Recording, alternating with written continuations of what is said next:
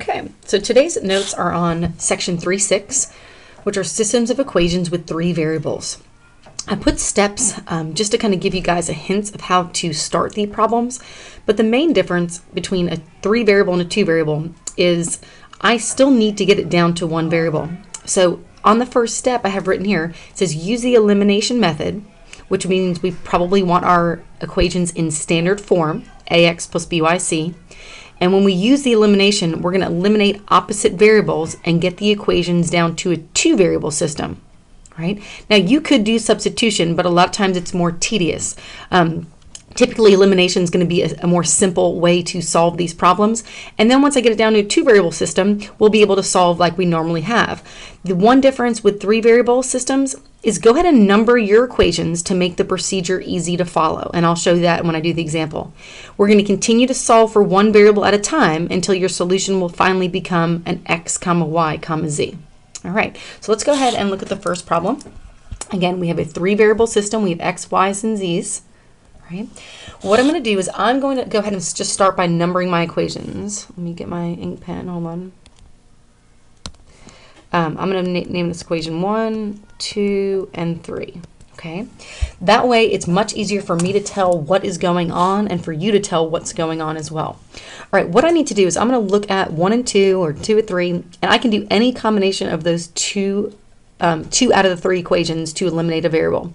And if I look closely, it looks like my y's might be the easiest to eliminate. If I put 1 and 2 together, it's already opposites. And if I put 2 and 3 together, those are already opposites. So this more simpler version you can use, the quicker the solving is going to be. So take a second and try to figure that out instead of just jumping right in and be like, oh, let me solve for x's. Okay, my y's look the easiest, so I'll explain what I'm going to do. I'm going to over here, I'm going to rewrite equation 1, x minus 3y plus 3z equals negative 4. All right, and then I'm going to rewrite equation 2, and I'm going to say 2x plus 3y minus z equals 15. Then I'm going to put a big underline, meaning I'm going to take these two equations and I'm going to add them up. So I'm going to show that I'm adding them up. And when I do that, I'm going to eliminate the y variable. So I'll get 2x plus x is 3x, 3z minus z is positive 2z, and then 15 minus 4 would give me 11. All right, so there, what I want to do is when you come up with your new equation, I'm going to label that equation 4, because now I've come up with a new equation. All right. I also need to do that again, though. In order to make it a two variable system, I can't have three variables over here and two here. So I'm going to say, okay, I put 1 and 2 together to come up with a new equation. Let's try, like I said before, let's try equation 2 and 3 and come up with a new equation after that. So I'm going to rewrite equation 2 and rewrite equation 3. And the nice thing is I don't have to multiply those by anything. And now that's obviously not going to be true of every problem. Sometimes you're going to have to multiply one or both the equations to make the variables opposites, but these are nicely already set for me. Draw my line, put a big plus to show me, the person that's grading your paper, what you're doing. That goes away. I get 6x minus 2z equals 34. Now I'm going to label that equation 5. And now if you see, I've created, by using the elimination method, I now have a two variable equation and a two variable equation which have the same variables. And that's something I needed to mention. When you're eliminating one variable, you need to eliminate the same variable in each equation. Otherwise, you're going to get down to something that's not going to be helpful. So if I got rid of the y's in the first two equations, then when I do my second two equations, I also need to get rid of the y. Okay, so now I'm going to take equation 4 and 5. Now I'm going to rewrite those, excuse me, and I'm going to solve them like I would if I just gave you a typical two variable system. So let me rewrite it over here. So equation 4 is 3x plus 2z equals 11. And then, oops.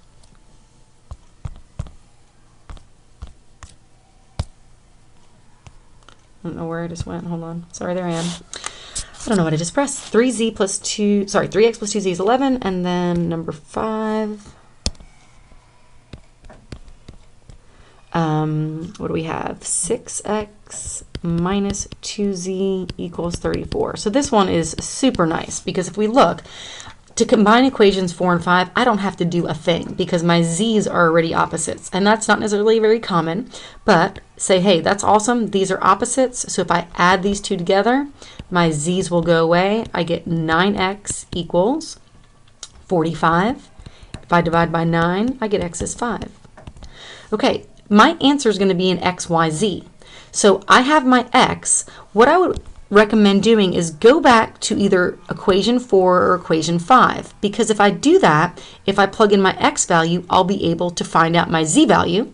Then if I have my x and z, I can use one of the original equations to find my y. So I'm going to go ahead and let's see, let's take equation 4, and always just label what you're doing. I'm going to say 3 times, instead of x, I'm putting 5 plus 2 times z equals 11. So 2z equals, that's 15. If I subtract 15, I'm going to get negative 4.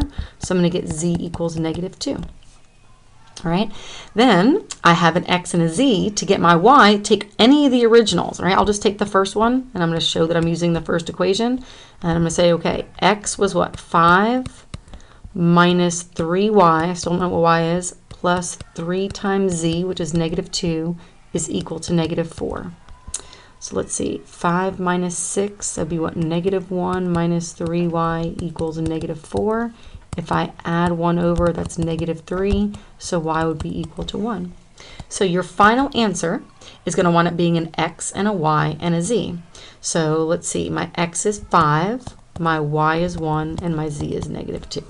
And you can go back and check those, all right? Meaning, I'm going to kind of scroll down so I can leave some room to check. I want to go back and check all my original problems. It's kind of hard to do, but let me do that. Let's see. In green, I'm going to take equation 1 and double check it. I'm going to say if x is 5 minus 3 times y plus 3 times z, is that equal to negative 4? All right. Let's see, 5 minus 3 minus 6, does that equal negative 4? Negative 9, yep, so this will work. You would have to check the second equation. So 2 times x is 10, 3 times y is 3, minus a negative 2 would be plus 2. Does that equal 15? And it does. And then equation 3, let's check our solution in that equation. So it's 4 times x, so 20. I'm plugging in 1 for y, minus 3. Negative 2 there again would be a plus 2. Does that equal 19? So I'm doing a check in my green here. So 20 minus 1, is that 19? And it sure is. So in order for the solution to work, it would have to work in every single equation. All right, so solve and check your solution in all 3. Okay, I'm going to scroll down. I put it on a separate page just because I didn't know, depending on how big you write, how much space you need. So flip over the page, and we're going to do problem 2. Now this one I think I've made, let me kind of double check, a little more difficult, where we're going to have to put a little more steps into creating opposites. So let's first do exactly what I told you. Please label your equations 1, 2, and 3. All right, let's look at them closely and see what might be the easiest variable to eliminate. It looks like, z would probably be the easiest, okay? Because these are at least opposites 2 and 3. So I'm going to say, okay, I'm going to, like my first thing that I'm going to try to do, I'm going to kind of write it out a little bit neater here. My step 1, I'm going to eliminate my z. Okay, so I'll take, let's take equation 1 and 2, and let's try to eliminate my z. So if I do that, and I'm going to write it all out for right now. Here's my equation 1, and here's my equation 2. I cannot add them as they are. So what I need to do is I need to create opposites for my z's, and I want to eliminate z's. So let's see, if this is a plus 2z, I'm just going to multiply this first equation by 2. So let's see what I get. I would get 2, sorry, I'm just trying to figure out where I want to put this. Let's put it here. 4x then plus 2y minus 2z is equal to 10. And then I'm just going to rewrite what I had before. X plus 4y plus 2z equals 16. So add these up, and let's see. My z's would go away, which is great. 5x plus 6y equals 26. So this is my new equation, and I'm going to label that as equation 4. Okay? Now, in step 1, since I'm eliminating z, I eliminated 1 and 2, so I need to pick whether it's 1 and 3 or 2 and 3, find out what's easiest. And it looks like 2 and 3 would be nice to eliminate z because I'm not going to have to do anything to them, meaning there's already an opposite given to me. 2z equals 16. I'm going to write down equation 3. Yes, you need to write down all the equations. Yes, you need to write the numbers out in front. You need to show me what you're doing. It's way too confusing for me as the person who's reading your paper to see what's going on. Put a big plus. Sum those together, 16x plus 10y, those go away nicely, is 28. All right, now I'm going to make that equation 5. And now I have the 2 variable system like we've done for, graphing, substitution, elimination. And typically, again, I would like you to use elimination just because that's usually the easiest. If I had to solve for y, I'm going to have fractions all over the place, or x. So let's try to use elimination with 4 or 5. So kind of step 2, I'll kind of just, again, I'm just making these really evident of what you're doing. My second step then is I'm going to combine 4 and 5. All right, so I'm going to write them down first, 4 and 5, and I'm going to try to, solve for x and y by eliminating one of the variables. So I'll put here like solve for x and y. All right, so 4 is what? 5x plus 6y is 26. And I'm looking at this equation here. All of that can be divided, right? I mean, I can make that simpler, which would kind of be nice if I, divided by, I think only is 2 what I could get at. So let's divide that by 2. Since it's an equation, I can divide it all by 2. It'll be 8x plus 5y equals 14. It's still the same equation, okay? You don't have to worry about dividing it because you're doing it to every single term, and as long as you're doing that, it's still an equivalent equation. So I'm going to use that instead just because it may help me so I don't have such big numbers to multiply by. So let's see, 8x plus 5y is equal to, 14. All right, so I don't have any opposites given to me. I can either make the 8 and 5 and put those in a 40 or get rid of the y's. I'm actually going to go for the y's. So I'm going to multiply this equation by -5 and equation 5 by, let's see, 6, right? Because 6 times -5 would give me -30. 6 times 5 would give me 30, and that would allow me to eliminate my y's. So I'm going to go ahead and multiply through by -5 to everything in equation 4. So -25x minus 30y equals, let's see, 20, whoops. We'll do 6 times 5 is 30, so 10, 130. So this would be 130. Then multiply everything by 6. 8 times 6 is 48x. 6 times 5 is 30y equals, times 4 is 24, would that be 84? All right, so I'm going to take those equations, let's add them up. So we have 45, sorry about the email bugs. 48 minus 25, and we'll get 23x. My y's will go away nicely. If I have 130 plus 84, I'm going to get 214 equals, come on, 214. And if I take 214 and divide it by 23, let's see, oh, I see what I did. And I was looking at it, I'm like, it's 214 and that's not going to divide in evenly. Let me go back. I just caught my mistake here. Maybe you guys caught it before I did. When I multiplied by -5, and this is obviously hugely important, I did -5 times -5 is -25, this is, but I didn't make it -130. Okay, so this should be a -130, so please adjust that. So 130 minus 84, if I put those together, is 46. And that's going to make me a lot happier because 46 divided by 23 is just going to be 2. So that gives me a nice integer value of x is 2. X equals 2. All right. So now that x is 2, let's go back to either equation 4 or 5 and plug back in x so we can find out our y value. So let's just say I take 5x plus 6y equals 26. Let's plug in x is 2, so that would be what? 10 plus 6y equals 26. 6y equals 16. What am I doing again? 5x plus 2y equals 26. Minus that is equal to 16. But I don't think that's what y should be.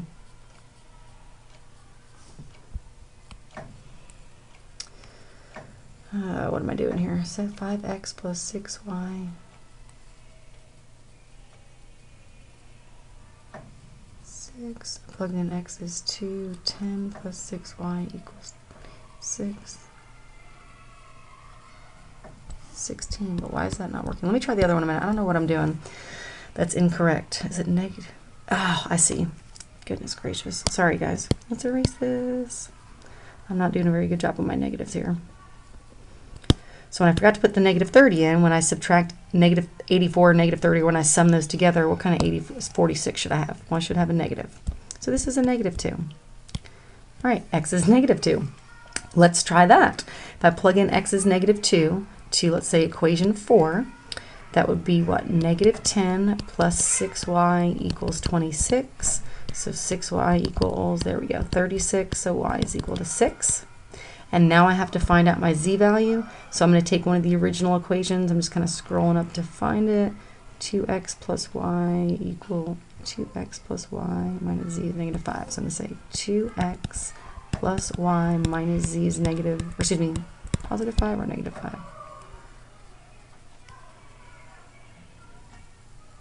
Positive 5, okay. Then let's plug in x is negative 2, so that'd be negative 4. Plus 6 minus z equals 5. That would be 2. If I subtracted 2 over, it would be 3, so z would wind up being negative 3. So as your final answer, I want you to write it as x, y, and z, okay? And then do a quick check of equations 1, 2, and 3. And I have my equations written on the side, so I'm going to do that, but plug in, let's see, x, y, and z into the first equation, so that'd be what, negative 4. My y value is 6, so plus 6, and then minus z, so that would be minus a negative, so plus 3. Does that equal 5? 9 minus 4 is 5, so that works. So this is my check. Equation 2, I would say x plus 4 times y, so plus 24, plus 2 times z, so minus 6. Does that equal 16? So that'd be negative 8, and 16 equals 16. And 3. So you do want to show your kind of, formal check of making sure that the x, y, z value that you got does in fact work. Let's see, so number 3 would be 15 times negative 2, so negative 30. 6 times 6 is 36. Minus 6, does that equal, hold on, 15 times negative 2, yep, 6 times 6. And then negative times negative, so that's positive 6 equals, does that equal 12? So that would be 6 and 6 is 12, so that works out. Now, if your check doesn't work, obviously you made a mistake going back. And the only nice thing about this is that, and it's not super nice, is I would actually kind of start over. Sometimes it's harder to find your mistake than it is to start over. I was kind of lucky to find my mistakes, but it's a lot of math and a lot of algebra. So be very careful and take these problems, like do them cautiously, because it's going to take you longer to fix them than it would to, having to redo the problem. So take your time in doing it the first time. I'm going to stop with 2 examples here. I think you guys kind of get the general idea. And tomorrow in class, we'll work on multiple problems of solving 3-variable systems.